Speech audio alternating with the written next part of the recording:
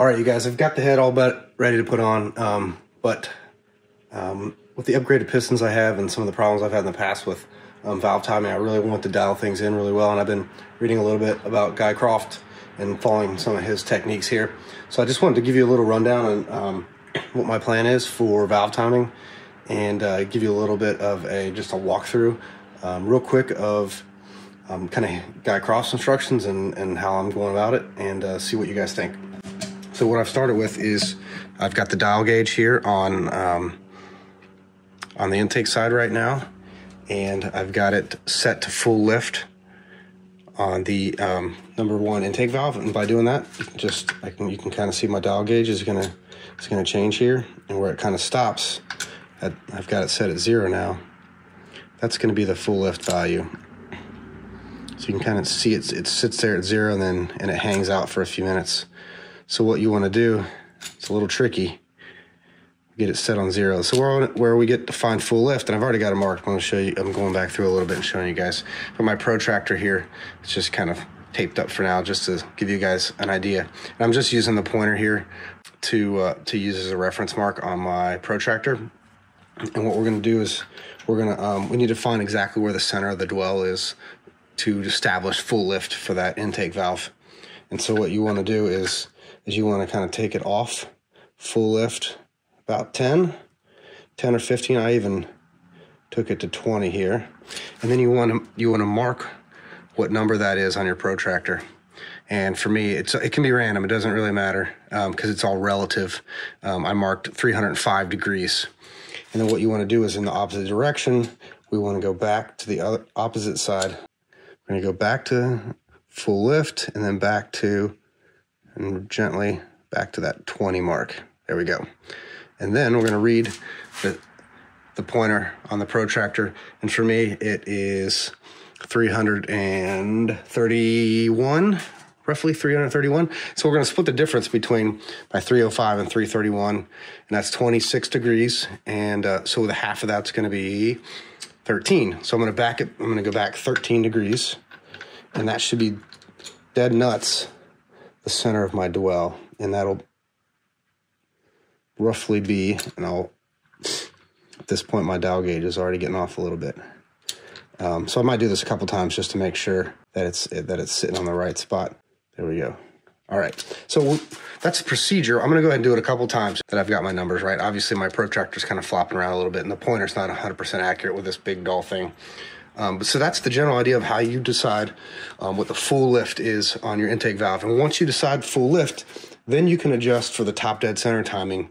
It sounds like 110 degrees is the number that seems pretty popular for just standard cams. I think that's what was used in most of the European engines. So that's what I'm going to shoot for here. And to be able to do that, obviously, you'd have to divide that by 2 because the cam wheels are twice the size of the crank gear. So 110 divided by 2 is 55. So once you find that full lift mark, I marked it. I'm going to mark it on the camshaft in the cam box so that I can align that. And I can always now remember and have a kind of a semi-permanent mark what the full lift value is. And then from there, I can move it back 55 degrees. And I don't need the dial gauge anymore because I just simply use the protractor to find 55 degrees. So I'm going to go from my 318 mark, which was full lift, 55 degrees. And then once I find that spot,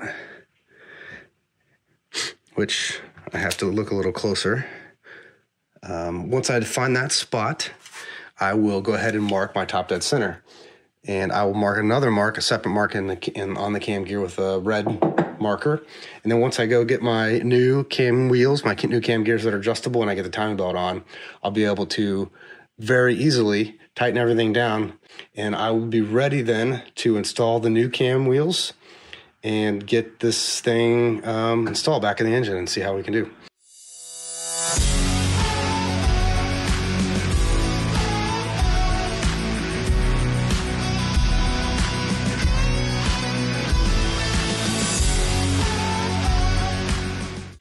All right, everything's looking good. I got my adjustable cam wheels on.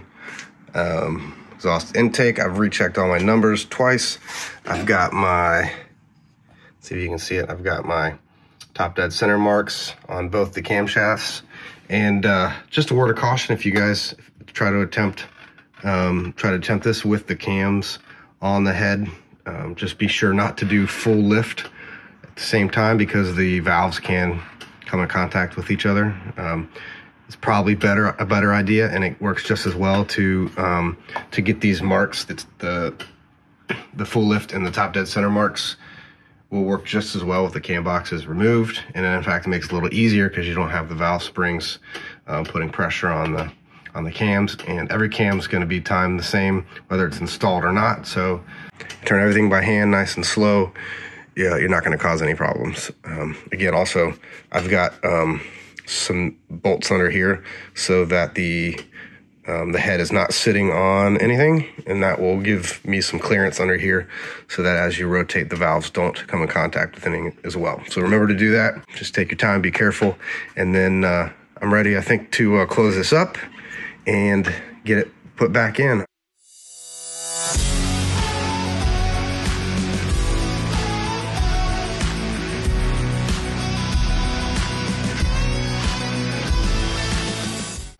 Okay, here's kind of the setup for how you want to find top dead center on the for the piston, for the crankshaft specifically.